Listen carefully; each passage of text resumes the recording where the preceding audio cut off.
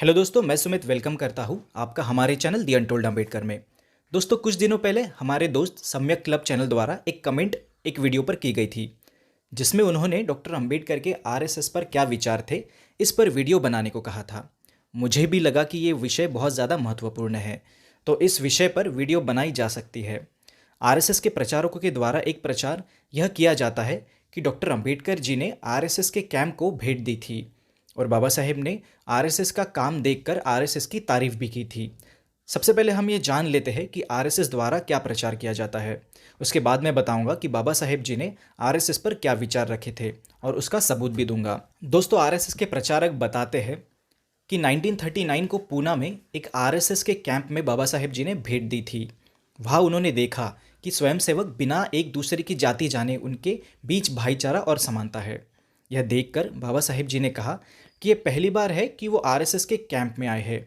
सवर्ण स्वयंसेवक और पिछड़ी जाति के स्वयंसेवक में पूरी तरह समानता है, जैसे कि ऐसी कोई असमानता अस्तित्व में है ही नहीं। जब डॉक्टर बाबा साहेब अम्बेडकर जी ने डॉक्टर हेडगेवार से पूछा कि यहाँ कोई अस्पृश्य स्वयंसेवक है या नहीं, तब डॉक्टर हेडगेवार ने जवाब दिया कि यहाँ कोई स्पृश्य या अस्पृश्य नहीं है, यहाँ पर सभी हिंदू है। तो दोस्तों, यह वो प्रचार है जो आरएसएस के लोगों द्वारा किया जाता है, पर इस घटना में कितनी सच्चाई है यह जानना बहुत ज़रूरी है। अगर आप बाबा साहेब जी का लिटरेचर पढ़ते होंगे तो आपने एक बात नोटिस की होंगी, और वो ये है कि बाबा साहेब जी के जीवन में जो भी महत्वपूर्ण घटनाएं हुई है, उन घटनाओं के बारे में बाबा साहेब जी ने कहीं ना कहीं लिख कर रखा है या अपने भाषणों में उल्लेख किया है। पर इस तरह की घटना का कोई रिकॉर्ड बाबा साहेब जी के भाषणों में या उनके लिटरेचर में नहीं मिलता। तो इस घटना पर भरोसा करने के लिए कोई मजबूत आधार नहीं मिलता।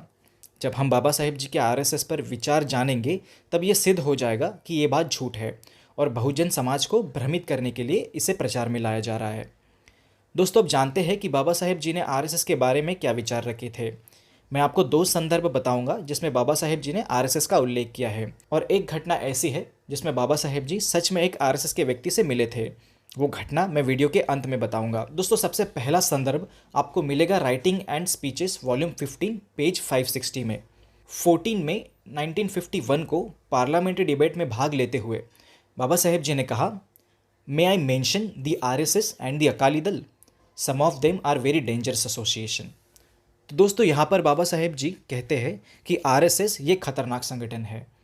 तो अगर बाबा साहेब जी को आरएसएस के कैंप में एकता दिखाई दे रही थी तो पार्लियामेंट्री डिबेट में आरएसएस को खतरनाक संगठन वो क्यों कह रहे थे? इसका जवाब आरएसएस के प्रचारकों से पूछा जाना चाहिए। दूसरा महत्वपूर्ण संदर्भ हमें writing and speeches volume 17 part 1 में मिलता है। शेड्यूल कास्ट फेडरेशन के मैनिफेस्टो में आरएसएस का उल्लेख किया गया था। मैनिफेस्टो के 54 नंबर के पॉइंट में जो कहा गया है वो इस तरह है, as regards other political parties the schedule caste federations attitude can be easily defined. The schedule caste federation will not have any alliance with any reactionary party such as Hindu Mahasabha और द आरएसएस। तो दोस्तों, ये schedule caste federation का manifesto है, तो ज़रूर इसे बाबा साहेब जी ने ही लिखा होगा, इसमें कोई डाउट या शक नहीं कर सकता। तो यहाँ बाबा साहेब जी कहना चाहते हैं कि शेड्यूल कास्ट फेडरेशन चुनाव में हिंदू महासभा या आरएसएस जैसी संगठनों से किसी भी तरह का अलायंस या गठबंधन नहीं करेगी।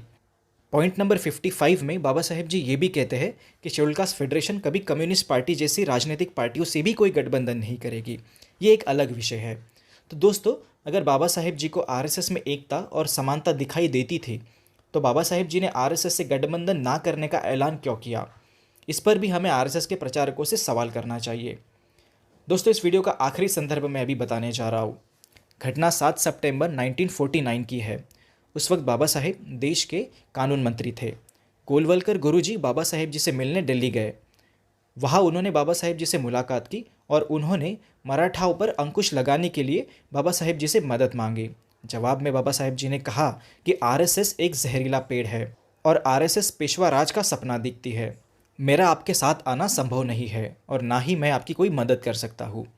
दोस्तों, इस घटना में भी साफ रूप से बाबा साहेब जी गोलवलकर गुरुजी के मुंह पर ही आरएसएस को जहरीला पेड़ बता रहे हैं। दोस्तों, ये घटना विस्तारित रूप से बाबा साहेब जी द्वारा चलाए जा रहे जनता न्यूज़पेपर में 10 सितंबर 1949 को छापी गई थी। उस वक्त बाबा साहेब जी के साथ सोहनलाल शास्त्री भी वहाँ मौजूद थे। उन्होंने अपनी किताब बाबा साहेब डॉक्टर अम्बेडकर के संपर्क में 25 वर्ष में इस घटना को विस्तारित रूप से प्रकाशित किया है। दोस्तों, मुझे लगता है कि इतने संदर्भ काफ़ी है यह सिद्ध करने के लिए कि आरएसएस बाबा साहेब जी के बारे में एक झूठा प्रचार कर रही है। मुझे लगता है कि अम्बेडकरवादियों को यह जानकारी होनी चाहिए, ताकि अगर उनके सामने ऐसा कोई झूठा प्रचार करे तो वो इसका खंडन कर सके। दोस्तों, आशा करता हूँ कि इस वीडियो से आपको कुछ नई जानकारी ज़रूर मिली होगी।